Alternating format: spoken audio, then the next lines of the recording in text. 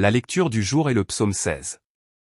Ce texte prophétise l'œuvre de salut accomplie par Dieu le Fils, le Messie, qui reviendra sur terre dans 1000 ans.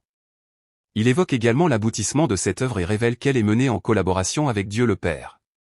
Il parle aussi de la résurrection de Dieu le Fils. Alors, que dit-il? Aujourd'hui, nous allons explorer ce sujet et partager la grâce. Tout d'abord, le texte du jour prophétise l'œuvre de Dieu le Fils, le Messie, qui reviendra dans 1000 ans. Le psaume 16, versets 1 à 4, dit « Garde-moi, ô Dieu, car en toi je me réfugie. J'ai dit à l'Éternel, tu es mon Seigneur, sans toi, je ne possède aucun bien. Les saints sur la terre sont les excellents, en qui je trouve toute ma joie. Ceux qui offrent des offrandes à d'autres dieux verront leurs peines se multiplier, je n'offrirai pas leur libation de sang, et leurs noms ne seront pas sur mes lèvres.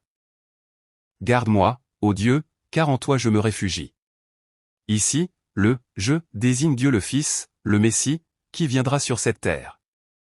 Ainsi, par la prière, David présente son ministère comme s'il était lui-même le Messie, Dieu le Fils. Cependant, les expressions « garde-moi » et « je me réfugie en » impliquent que Dieu le Fils affrontera toutes sortes d'épreuves, de tribulations et de persécutions lors de sa venue sur terre. Cette phrase, au parfait prophétique, exprime une assurance future. Elle signifie que, dans l'avenir, Dieu le Fils sera assurément confronté à la souffrance, aux tribulations et à la persécution. C'est pourquoi Dieu le Fils cherchera assurément protection et refuge en Dieu le Père. J'ai dit au Seigneur, tu es mon Seigneur, sans toi, je ne possède rien de bon. Le verbe « dire » signifie ici « dire » et est au parfait prophétique. Ainsi, lorsque Dieu le Fils viendra sur terre, il confessera assurément « tu es mon Seigneur, sans toi, je ne possède rien de bon ». Le mot traduit par « bénédiction » signifie ici « joyeux, agréable, bon ». Autrement dit, Dieu le Père est tout pour Dieu le Fils. Autrement dit, Dieu le Père est joie, plaisir, bien, bonté et bénédiction pour Dieu le Fils. Alors, qu'en pensez-vous? Ce passage révèle le cœur même avec lequel Dieu le Fils entreprendra l'œuvre du salut. Autrement dit, il entreprendra l'œuvre du salut avec un cœur entièrement consacré à Dieu, un cœur qui se réjouit en lui, un cœur désireux d'obéir à sa parole et d'accomplir l'alliance de rédemption éternelle. Non, il l'entreprendra uniquement en exaltant Dieu, en le considérant comme sa bénédiction et en le reconnaissant comme son Seigneur. Mais comment réagiront ceux qui l'entourent? Environ 1000 ans après la proclamation de ces paroles, lorsque le Messie Jésus est venu sur terre en chair et en os, on l'a rejeté et méprisé, disant « Il est possédé par Béelzébul » et « Il chasse les démons par le pouvoir de Béelzébul ». Or, ces paroles nous révèlent aujourd'hui que le Messie Jésus est entièrement consacré à Dieu et qu'il agira par l'autorité et la puissance divine. Il louera et exaltera Dieu seul, se réjouira en lui seul et obéira à sa volonté. Les saints sur la terre sont précieux, en qui je trouve toute ma joie. Ces paroles révèlent aussi le cœur avec lequel le Fils de Dieu accomplira son œuvre de salut. Ici, les « saints sur la terre » désignent le peuple de Dieu qui sera sauvé par l'œuvre de salut du Messie, le Fils de Dieu. Alors pourquoi ne pas les appeler simplement « saints », mais « saints sur la terre » ? Or, comment vivent les saints sur la terre? En observant leur vie, nous constatons qu'ils commettent toutes sortes de péchés à cause de leur corruption et de leur dépravation, qu'ils subissent toutes sortes d'épreuves, de persécutions et de menaces, et qu'ils vivent dans une humilité et une insignifiance profonde. Cela contraste fortement avec l'image des saints qui, un jour, seront revêtus de corps spirituels et vivront dans l'honneur et la gloire au ciel. En vérité, les saints sur la terre paraissent humbles et insignifiants. Pourtant, le texte d'aujourd'hui les décrit comme honorables. Pourquoi cela? Pourquoi sont-ils honorables? Parce que, bien que les saints sur terre paraissent insignifiants à nos yeux humains, ils sont le peuple de Dieu, ses enfants. De plus, ils reçoivent l'amour infini de Dieu, le roi des rois, qui a donné son Fils unique.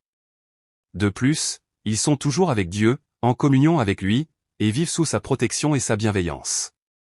De plus, ils seront un jour revêtus de corps spirituels de résurrection, entreront au ciel et vivront comme des rois. C'est pourquoi le Messie, le Fils de Dieu, affirme qu'il honorera ce peuple de Dieu et qu'il accomplira son œuvre avec une grande joie et un profond plaisir à leur égard. Il n'agira pas à contre-cœur, en se disant « Dois-je vraiment sauver ces gens misérables et sans valeur ?» Au contraire, il s'exclamera « Quelle grâce !» Voilà le peuple de Dieu, élu de toute éternité. Ils sont vraiment précieux, glorieux et bénis. Il se réjouira véritablement en eux, accomplissant son œuvre de salut. De plus, Ces paroles laissent entrevoir un avenir béni pour ce peuple. En effet, les saints, qui reçoivent le salut par le Messie, le Fils de Dieu et le peuple de Dieu seront honorés et connaîtront une joie et une allégresse profonde. Pourquoi cela? Parce que, par l'œuvre de salut du Fils de Dieu, ils seront non seulement libérés de l'esclavage de Satan et deviendront le peuple de Dieu, ses enfants, mais ils seront aussi libérés de la mort et de la destruction éternelle et entreront dans le royaume éternel des cieux. Mais qu'adviendra-t-il des incrédules qui rejettent le Messie, le Fils de Dieu? Ceux qui offrent des sacrifices à d'autres dieux subiront des souffrances accrues. Ici, ceux qui offrent des sacrifices à d'autres dieux désignent les incrédules qui n'acceptent pas le Messie, le Fils de Dieu et le rejettent. Ces personnes subiront des souffrances accrues. En d'autres termes, ceux qui ne croient pas au mérite du sang du Fils unique connaîtront des souffrances, des douleurs et un chagrin encore plus grand. Qu'en pensez-vous? Toute notre vie sur cette terre est marquée par toutes sortes de souffrances, de douleurs et de chagrins. Cependant, le peuple de Dieu, qui vit sous sa protection, sa bienveillance et son amour en croyant au mérite du sang de son Fils unique, trouvera le réconfort, vivra dans la joie, le bonheur et la paix, et entrera au ciel. En revanche, les incroyants vivront sur cette terre au milieu de toutes sortes de souffrances, de douleurs et de chagrins, et à leur mort, ils tomberont dans le lac de feu éternel de l'enfer. Non, en définitive, les incroyants qui ne croient pas au mérite du sang de son Fils unique connaîtront des souffrances, des douleurs et un chagrin encore plus grand. Je n'offrirai pas leur libation de sang, et je ne prononcerai pas leur nom. Ici, il désigne ceux qui offrent des sacrifices à d'autres dieux, c'est-à-dire les incrédules qui n'acceptent pas, rejettent et ne croient pas au Fils de Dieu venu sur terre. Cela inclut même les Juifs qui, malgré la venue du Fils de Dieu, persistaient à offrir les sacrifices de l'Ancien Testament, présentés comme des types et des préfigurations. De plus, l'expression « libation de sang » est ici une synecdoque, représentant tous les sacrifices mentionnés dans l'Ancien Testament. Par exemple, les holocaustes, les sacrifices pour le péché, les sacrifices de culpabilité, les sacrifices de communion et les sacrifices par le feu. Autrement dit, cela implique que lorsque le Messie, le Fils de Dieu, viendra sur terre en chair et en os, il offrira un sacrifice éternel, différent des sacrifices de l'Ancien Testament qui impliquaient l'immolation d'animaux et l'effusion de leur sang. De quel genre de sacrifice s'agit-il? Hébreux 9h12 déclare. Ce n'est ni par le sang des boucs ni par celui des veaux, mais par son propre sang qu'il est entré une fois pour toutes dans le lieu très saint, ayant obtenu pour nous une rédemption éternelle. Hébreux 10h12 déclare également. Mais Christ a offert un seul sacrifice pour les péchés, pour toujours. Ce n'est ni par le sang des boucs ni par celui des veaux, mais par son propre sang qu'il a obtenu une rédemption éternelle. Ce passage indique que le Messie, Jésus, n'a pas offert le sang des boucs et des veaux, comme c'était la coutume dans l'Ancien Testament, mais seulement son propre sang, c'est-à-dire qu'en mourant sur la croix et en versant son sang, il a offert un sacrifice d'expiation éternelle. En définitive, le message de ce passage est que lorsque le Fils de Dieu viendra sur terre et offrira un sacrifice éternel en mourant sur la croix, les libations de sang offertes à l'époque de l'Ancien Testament, c'est-à-dire tous les sacrifices de cette époque, seront abolis et leurs noms ne seront plus mentionnés. Autrement dit, Dieu n'acceptera plus les sacrifices de l'Ancien Testament, qui impliquaient l'abattage d'animaux et l'effusion de leur sang. Car ces sacrifices étaient offerts comme des préfigurations, des modèles, pour préfigurer l'œuvre du salut jusqu'à la venue du Fils de Dieu. Par conséquent, lorsque le Fils de Dieu viendra sur terre, versera son sang sur la croix et accomplira ainsi la réalité des sacrifices de l'Ancien Testament, ces sacrifices, qui servaient de modèle, ne seront plus nécessaires. Deuxièmement, le texte d'aujourd'hui évoque le fruit de l'œuvre de salut du Messie, Dieu le Fils. Le texte d'aujourd'hui, Psaume 16, 5-6, dit: L'Éternel est ma part d'héritage et ma coupe, il fait reposer mon lot. Mon héritage est tombé dans des lieux agréables, oui, mon héritage est agréable. L'Éternel est ma part d'héritage et ma coupe. Ces paroles décrivent le fruit de l'œuvre de Dieu le Fils. Le mot « héritage » signifie ici « part »,« lot » et « territoire ». Il symbolise le fruit que Dieu le Fils obtiendra par son sang versé sur la croix, à savoir le peuple de Dieu qui lui appartiendra. La coupe symbolise les bénédictions dont le Fils de Dieu jouira. Cela symbolise l'action de grâce, la louange et l'exaltation que le peuple de Dieu, sauvé par la foi en les mérites de son sang, offre au Fils de Dieu. De plus, le mot « revenu » signifie ici « par »,« distribution » et « distributeur » et peut se traduire par « distributeur ». Autrement dit, ce verset affirme que Dieu le Père dispense mon héritage et ma coupe. En d'autres termes, Dieu le Père confie un grand nombre de personnes à Dieu le Fils par le fruit de l'œuvre de ce dernier, ou plutôt, Dieu le Fils est celui qui reçoit louange, exaltation et gloire de ces personnes. Est-ce pour cela?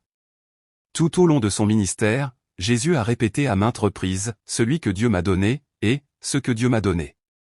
Autrement dit, Dieu a confié à Jésus le peuple qu'il avait choisi de toute éternité, et toute leur louange, leur adoration et leur exaltation venaient également de Dieu. Quoi qu'il en soit, l'important est que le Messie, Dieu le Fils, portera beaucoup de fruits par son ministère, et que les sauvés viendront alors à Dieu le Fils pour lui rendre grâce, le louer et l'exalter. Cependant, tout cela relève de la volonté souveraine de Dieu, qui guide, œuvre et accomplit tout selon sa volonté. Tu gardes ma part. Ici, part signifie tirer au sort, partager ou dividende. Il reçoit mon héritage, mentionné précédemment, c'est-à-dire le peuple de Dieu qui appartient à Dieu le Fils. De plus, l'expression « tu gardes » signifie ici tenir, protéger et déterminer souverainement. Autrement dit, Dieu le Père est l'électeur souverain qui détermine et choisit souverainement le peuple de Dieu, qui appartient à Dieu le Fils par la foi dans les mérites de son sang. En d'autres termes, Dieu le Père choisit parmi les nombreux peuples du monde, comme par tirage au sort, pour former son peuple. En d'autres termes, notre salut est entièrement le fruit de la souveraineté de Dieu. Il a choisi son peuple de toute éternité et, le moment venu, il a envoyé le Saint-Esprit pour le sauver en lui faisant prendre conscience des mérites du sang de son Fils unique et en l'amenant à croire en eux. La descendance m'est tombée dans des lieux agréables, en vérité, mon héritage est magnifique. Ces paroles témoignent de l'amour, de la joie et du bonheur que Dieu le Fils porte à son peuple. Ici, cette descendance m'est tombée fait référence à elle, héritage, mentionné précédemment. Autrement dit, le peuple de Dieu, que Dieu le Père a confié à Dieu le Fils, est véritablement beau et aimable. Cette beauté, cette joie et ce ravissement sont semblables à ceux des Israélites d'autrefois, lorsqu'ils entrèrent en terre de Canaan et reçurent leur héritage. En effet, lorsque les Israélites d'autrefois entrèrent en terre de Canaan et reçurent leur héritage, ils le contemplèrent avec une immense joie et un profond ravissement. De même que Dieu le Fils se réjouira profondément en contemplant les fruits de son œuvre de salut. Il s'exclamera, « Oh! Que ces choses sont belles! Que ces choses sont charmantes! Pourquoi en est-il ainsi? Pourquoi s'en réjouit-il tant? Parce qu'ils ont été cultivés de toute éternité selon le plan méticuleux de Dieu, par sa providence, son règne, son labeur et sa diligence. Non, parce qu'ils sont sauvés par le plan merveilleux et la grâce de Dieu le Père, sauvés par les mérites du sang de son Fils unique, non, parce qu'ils participent à la gloire, à la puissance, à la miséricorde, à la compassion et à la pitié du Dieu trinitaire. Non, parce qu'ils sont précieux et honorables, rachetés par son sang. C'est pourquoi Dieu le Fils contemple ce peuple de Dieu et s'exclame, « Que mon héritage est beau !» Il exprime amour, joie et ravissement. C'est comme un agriculteur qui, après avoir peiné toute l'année, contemple les champs d'automne jaunis par les fruits mûrs et se réjouit de leur récolte. De même, en ce jour, Dieu le Fils sera empli de joie et de bonheur en voyant ceux qui ont été sauvés par la foi grâce au mérite de son sang. Troisièmement, le texte d'aujourd'hui révèle que l'œuvre de salut du Messie, Dieu le Fils, est une œuvre accomplie en collaboration avec Dieu le Père. Le texte d'aujourd'hui, Psaume 16.7 à 8, dit « Je bénirai l'Éternel, qui m'a conseillé. Chaque nuit mon cœur m'instruit. Je maintiens constamment l'Éternel devant moi, puisqu'il est à ma droite, je ne serai pas ébranlé. Je bénirai l'Éternel, qui m'a conseillé. » Le mot « conseiller » signifie ici « concevoir », planifier, et « avoir l'intention de ». Autrement dit, ce verset nous invite à bénir le Seigneur, qui m'a conçu, ou plutôt, qui a conçu le Fils de Dieu, autrement dit, qui a voulu Jésus. C'est exact. Jésus est venu dans le cadre du plan de Dieu, conçu, élaboré et voulu de longue date. Non, Jésus n'est pas apparu soudainement au milieu du lac de Galilée en disant « Croyez en moi, et vous serez sauvés ». Non, comme nous le voyons dans l'Ancien Testament, Jésus est venu sur terre pour nous sauver, conformément au plan, au dessein et à l'intention de Dieu établi de longue date. Par conséquent, tous devraient louer Dieu d'avoir envoyé Jésus sur terre avec un tel plan, une telle intention et un tel but. Chaque nuit, mon cœur m'instruit. Ici, le mot « cœur » signifie « rein », et dans la Bible, il représente souvent le cœur humain ou notre être tout entier. Autrement dit, ce passage nous dit que Jésus, en accomplissant toute l'œuvre du salut, l'accomplira dès le début en connaissant, en comprenant et en saisissant tout ce qui s'y rapporte. Non, par nature, il l'accomplira en connaissant, en comprenant et en saisissant tout ce qui s'y rapporte. En d'autres termes, l'œuvre du salut que Jésus allait accomplir n'était pas quelque chose que quiconque aurait pu lui enseigner ou lui apprendre. En d'autres termes, la conscience qu'avait Jésus d'être le Messie, le Fils de Dieu venu sur terre, ne lui avait été enseignée par personne. Cette conscience était plutôt innée en lui, dès sa naissance. Est-ce bien le cas? Comme nous le lisons dans les évangiles, Jésus, alors jeune, monta à Jérusalem avec ses parents, mais ils se séparèrent. Lorsqu'ils le cherchèrent et le retrouvèrent, quelle fut sa réaction? Ne saviez-vous pas que je devais être dans la maison de mon Père, leur répondit-il. Ainsi, nous voyons que la conscience qu'avait Jésus de lui-même, c'est-à-dire la conscience qu'il était le Messie, le Fils de Dieu venu sur terre, était innée et présente en lui depuis son enfance. Je garde constamment le Seigneur devant moi. Le mot « garder » signifie ici « se conformer, s'accorder, ne faire qu'un ». Autrement dit, ce passage nous révèle comment Jésus accomplira son ministère lorsqu'il viendra sur terre. Comment Jésus accomplira-t-il son ministère désormais? Cela signifie qu'il ne le fera qu'en conformité avec Dieu, en devenant un avec lui et en s'unissant à lui. Ceci nous indique que le ministère de Jésus ne s'est pas accompli soudainement, un jour, selon sa propre volonté, intention, plan et dessein. Ce n'était pas non plus l'œuvre de Satan ou des démons, comme le prétendaient les Juifs de l'époque. Non, le ministère de Jésus est simplement un ministère accompli en union avec Dieu. Parce qu'il est à ma droite, je ne serai pas ébranlé. Ici, la droite fait référence à l'autorité, la puissance, la force, la sagesse et la grandeur de Dieu, tout cela. Autrement dit, ces paroles nous apprennent que Jésus, en accomplissant son œuvre de salut, ne se contenterait pas de devenir un avec Dieu, mais serait également fortifié par la puissance, l'autorité et la force divine. Par conséquent, l'œuvre de Jésus ne serait nullement ébranlée par aucun obstacle, aucune menace ni aucune persécution. Au contraire, il accomplirait parfaitement le plan de salut de Dieu prophétisé dans l'Ancien Testament. Enfin, il est question de la résurrection du Messie, Dieu le Fils. Le texte d'aujourd'hui, le psaume 16, 9-11, dit « C'est pourquoi mon cœur est joyeux, et ma gloire exulte, même mon corps reposera en sécurité, car tu n'abandonneras pas mon âme au séjour des morts, tu ne permettras pas que ton sein voie la corruption.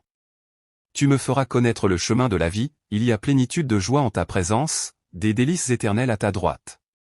C'est pourquoi mon cœur est joyeux, et ma gloire exulte. » Ici, mon cœur, et ma gloire, représentent l'être tout entier de Dieu le Fils, le Messie Jésus, qui viendra sur terre en chair et en os.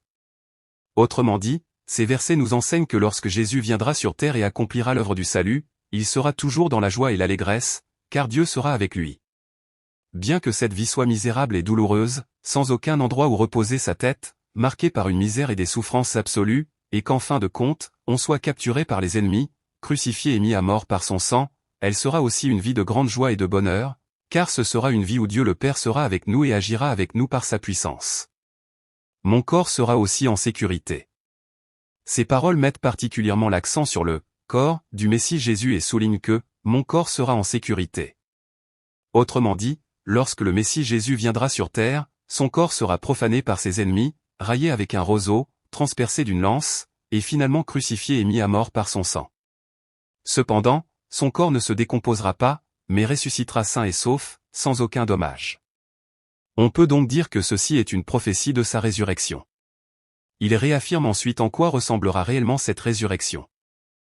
Car tu n'abandonneras pas mon âme au séjour des morts, tu ne permettras pas que ton sein voie la corruption. Ici, mon âme s'oppose à l'expression ton sein et représente l'être tout entier du Messie, Dieu le Fils, Jésus, qui viendra sur terre.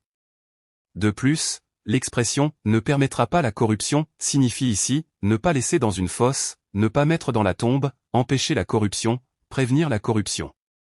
Autrement dit, ces paroles signifient que lorsque le Messie, Jésus, viendra sur terre et mourra sur la croix, Dieu ne laissera pas son corps dans la tombe, il ne permettra pas qu'il se décompose, mais le ressuscitera.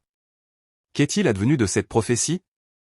Nous pouvons affirmer que cette prophétie s'est accomplie en Jésus, environ 1000 ans après avoir été proclamée. À cette époque, nous pouvons affirmer que beaucoup de ceux qui ont été témoins de la résurrection de Jésus ont risqué leur vie, non par crainte de la mort, mais en témoignant et en proclamant « Jésus est ressuscité des morts ». Pierre, dans les Actes 14, cite directement le passage d'aujourd'hui, témoignant que notre Jésus est ressuscité d'entre les morts. De même, Paul, dans les Actes 13, cite le passage d'aujourd'hui, témoignant que notre Jésus est ressuscité des morts, comme prophétisé dans la Bible. Et de nombreux autres disciples ont personnellement été témoins de la résurrection de notre Jésus et, jusqu'à la fin de leur vie, ils ont témoigné et répandu cet évangile sans craindre la mort. Le Seigneur me montrera le chemin de la vie. Ces paroles évoquent le ministère du Messie, Jésus, après sa résurrection. Ici, tu me montreras le chemin de la vie, signifie que lorsque le Messie Jésus ressuscitera d'entre les morts, Dieu montrera et affirmera le chemin de la vie qui sauvera d'innombrables âmes. Bien sûr, le chemin de la vie désigne ici l'œuvre salvifique du Messie Jésus, qui sauve d'innombrables âmes du péché, de la mort et de la destruction. Il y a plénitude de joie en ta présence, des délices éternelles à ta droite. De plus, cette œuvre salvifique du Messie Jésus sera accomplie en Dieu et emplie de sa puissance et de sa gloire. Non, elle débordera de la joie et du bonheur que Dieu donne. Cependant, joie et bonheur sont employés au pluriel, symbolisant le peuple de Dieu qui sera sauvé par l'œuvre salvifique du Messie Jésus. Alors, pourquoi le peuple de Dieu est-il décrit comme joie et bonheur? Quelle joie et quel bonheur ce sera d'être libéré du péché, de la mort et de la destruction et d'entrer dans ce ciel éternel. Autrement dit, l'œuvre salvifique du Messie Jésus débordera du peuple de Dieu qui se réjouit et exulte d'être entré dans ce ciel éternel. Mon corps aussi reposera en sécurité. Jésus. Merci. Merci. Je vous aime. Je crois que notre salut repose uniquement sur l'amour et la grâce de Dieu. Bénissez-nous afin que nous puissions entrer au ciel en croyant au mérite du sang de Jésus-Christ, le Fils unique de Dieu. Je prie et vous bénis au nom de Jésus. Amen. Si vous souhaitez en savoir plus, abonnez-vous.